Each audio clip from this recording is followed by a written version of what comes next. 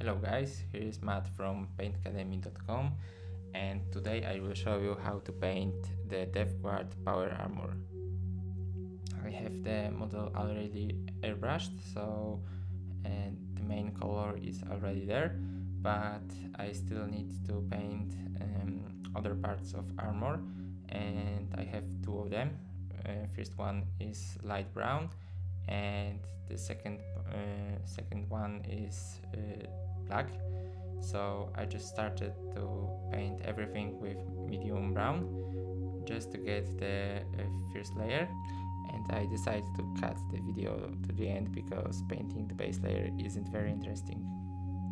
After that I switched to the airbrush because I wanted to start the highlighting on the previously painted elements, but I didn't want to make all the work with a regular brush, so I just took the white paint and sprayed the whole model from above, which created some very basic highlights on all elements, and it will be very helpful in the future when I start to paint with regular brush. And if you decide to use this technique, you should really remember about two things. First is that you really need to have some control over the airbrush, so if you don't feel comfortable with it, I wouldn't recommend doing that. And the second thing is you should really keep the paint thin, so use any thinner you have to make it really transparent before you spray it over the model.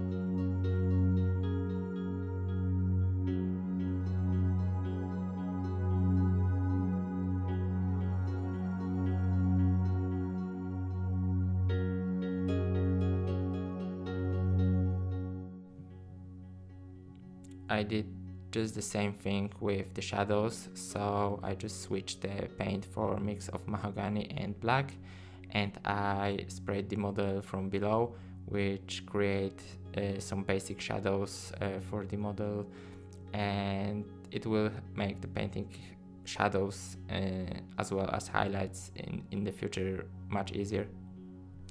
I tried to focus on all the metal parts I painted in previous steps, but I didn't really care about all the other parts like cape or the armor because they are already brown, so just the additional layer of shadow won't do much damage on them.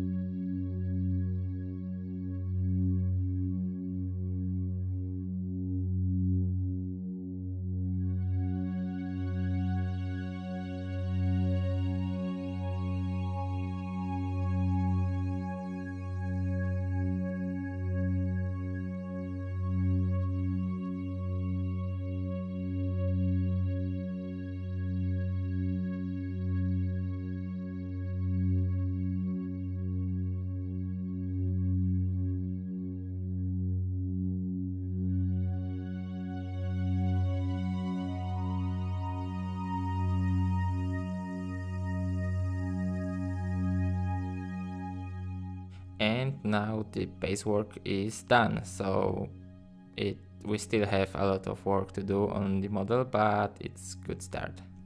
Few things happened between the shots. I changed the background for the white, obviously, and I think it works a little better, so I probably stick to it. And I already painted his axe just to try out the final effect on the brown metal. So yeah, I started first round of the highlights with a mix of white and medium brown, which is a little bit of yellow, and I add a lot of water, so you should really aim at smooth transitions between the colors. And yeah, that's basically it. You should really keep the color more toward the white than the brown, but you should get all the main surfaces at this point.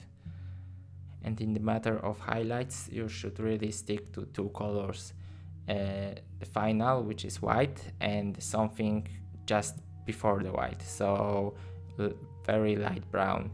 And to get the very smooth transitions, you should really think about adding a lot of water and making a lot of watered layers of the same paint, not just the different layers of the different colors toward the white. So you work with different paint consistency, not with different colors. Also, to achieve the non-metallic metal effect, the placement of highlights is very important. Although I don't have one sentence general rule to achieve this, I can say the color contrast is very important. So as one rule of thumb, you should really think about when you end the highlight, so in the lightest part should be immediately transferred to the darkest part. So where the highlights ends, it should be very near the place where the shadow begins. I hope it makes sense, but if not, I really recommend to search the internet for some examples of non-metallic metal on the exact model you want to paint, and just copy it. I'm sure your model won't look anything like the example you picked, but it will give you a point of reference, so you will know how much work you will still need to do to get there, and you will have very good example of the highlight placement, which is a lot at the beginning, and you will only need to work on the smoothness of the transition.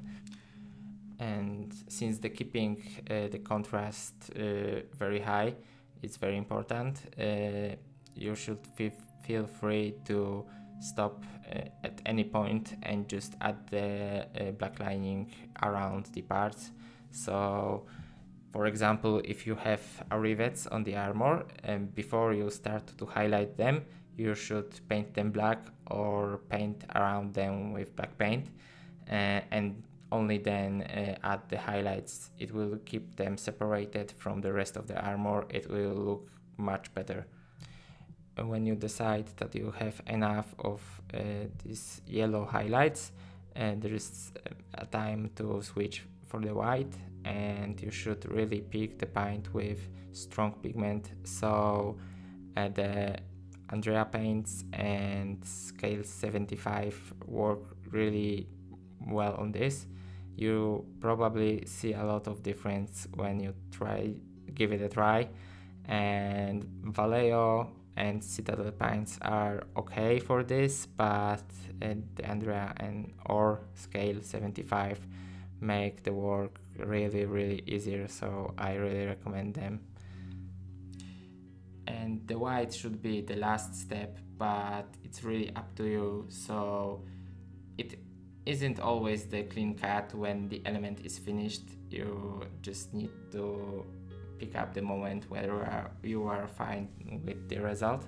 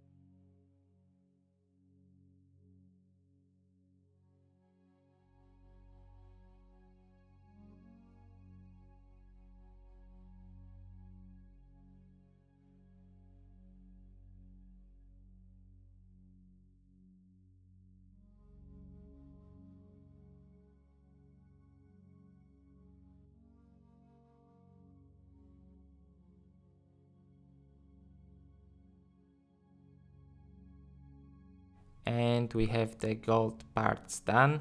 We still need to do the main armor, so the almost white parts and the dark steel metal parts on the rest of the model. Unfortunately, I finished up Lord Contagious off the screen, and I need to switch the model to the Plague Marine. So the last two steps of the armor are made on the Plague Marine, but he is in the same state as the Lord Contagion was when I finished the previous footage. So the gold is finished, and I just started to paint his main armor. A lot of the work on the armor is already done with an airbrush, and the final layer of airbrush was white, so I have too much highlights and not enough shadows. That's why I mixed the mahogany and black and just started to paint black lining and some basic shadows. So it's really tedious work. I just painted all over the rivets, the cracks in the armor, and I really tried to make the clear distinction between each armor plate. So if you have some really thin line between them, I try to make it even darker, and sometimes it was just paint over with a brush, and I tried to paint them again. So each armor plate should be really clearly distinguished from anything else.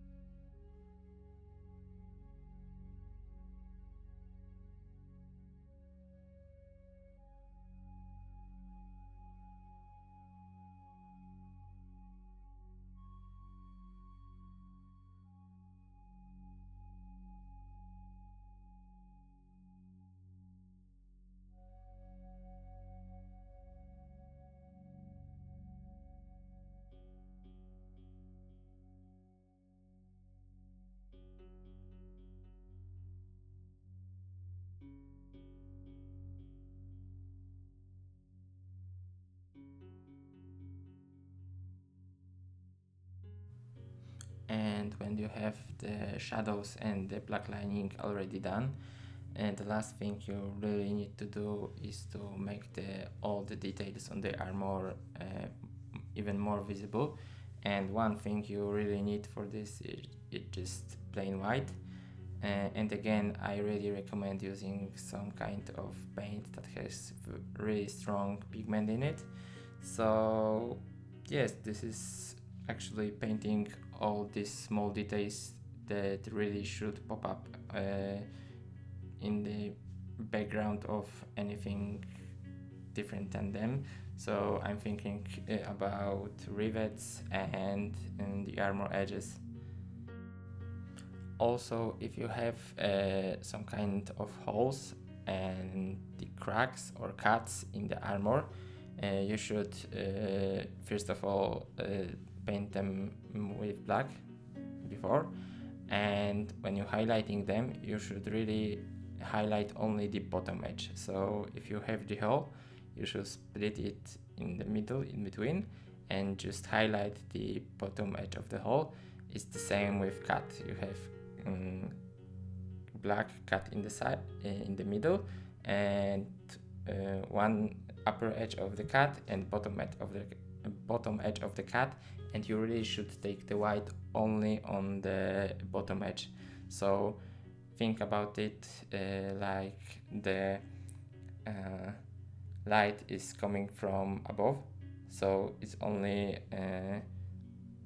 lighting on the bottom edge, because the upper edge is it can be highlighted a little bit, but it should be very visibly darker than the bottom edge of the cut.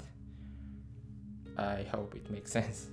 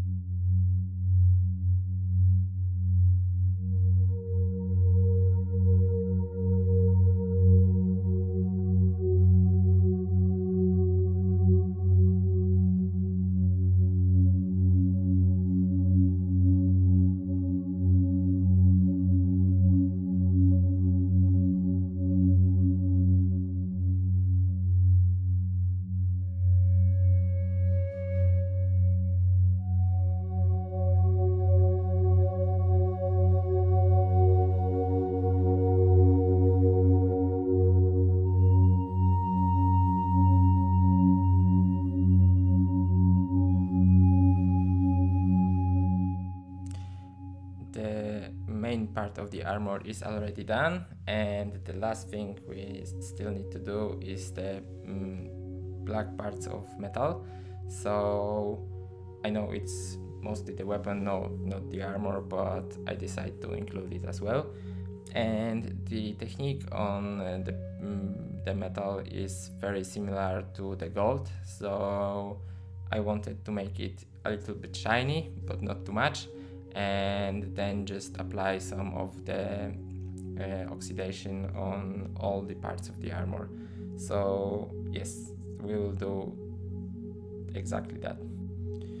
The airbrush highlights are too strong on the black parts, it's almost white, which is good, but I need to take a step back and take the black paint and glaze very strong shadows on each side of a blade and the metal parts.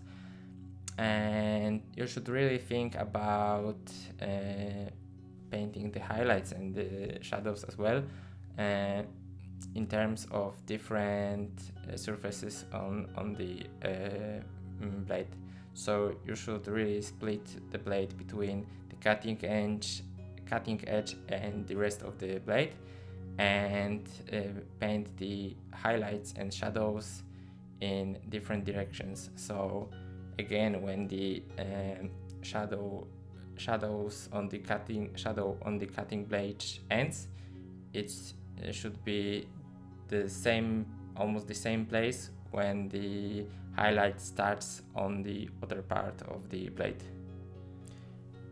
When you get that right, the remaining work is just getting back and forth between the dark shadows and high highlights, and just smoothing the transition between one and another color until you're satisfied with the result. So it took me like 3 to 4 layers between I just could say that it's enough. And after that I decided to make some preparations before the metal oxidation, and just painted the really thin glaze with mahogany to make the blade a little bit reddish before applying the metal oxidation. The rust, which will be step after that, will look much better on a slightly red surface than just plain black.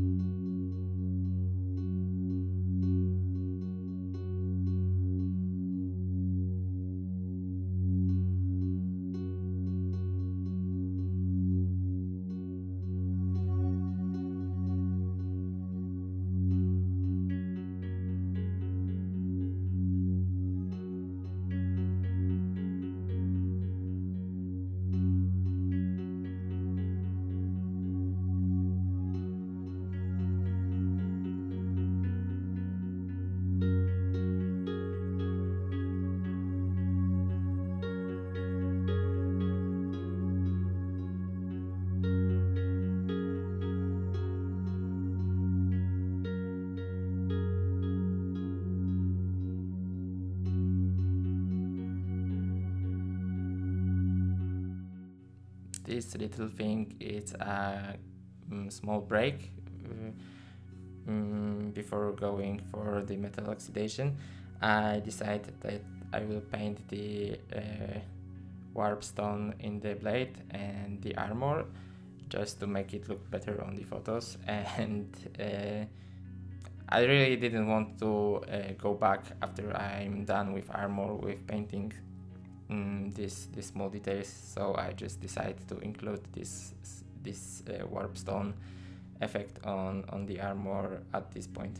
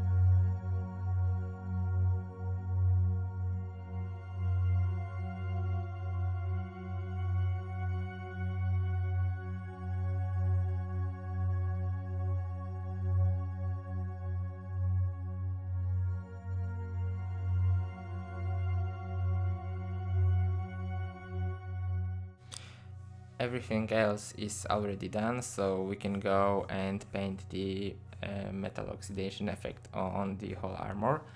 And I have two different kinds of metal oxidation. First one is rust, which I apply on steel-based metals, and the second one is patina, which I apply on brown base metals like the gold and the bronze. So for the both I use MIG pigments, and I mix them with regular paint just to make them stick better to the miniature. And it really isn't hard to do when you have them.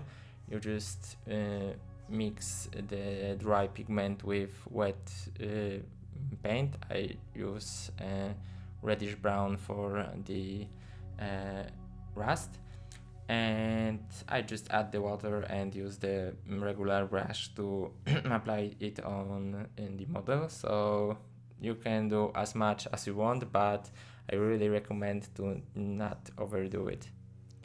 And the same thing goes for the patin, which is the green pigment, and I mix it with emerald green, and so it's a little bit changes the color of the dry pigment, and it looks like on the video. So if you're fine with that, you can use it as I use it, and if you are aiming for something a little bit different, you can just add different kind of paint to the pigment, and it should really work as well.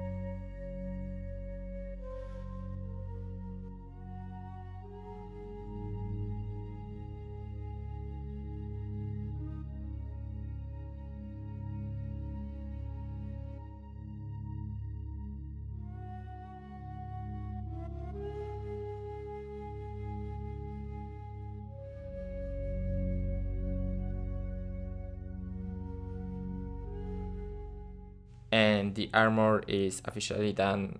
So if you manage to get to this point, it would be awesome if you could share the results with me. And if anything wasn't very clear for you and you don't understand anything and maybe I missed something, you really can let me know and I'll try to explain everything that is missing.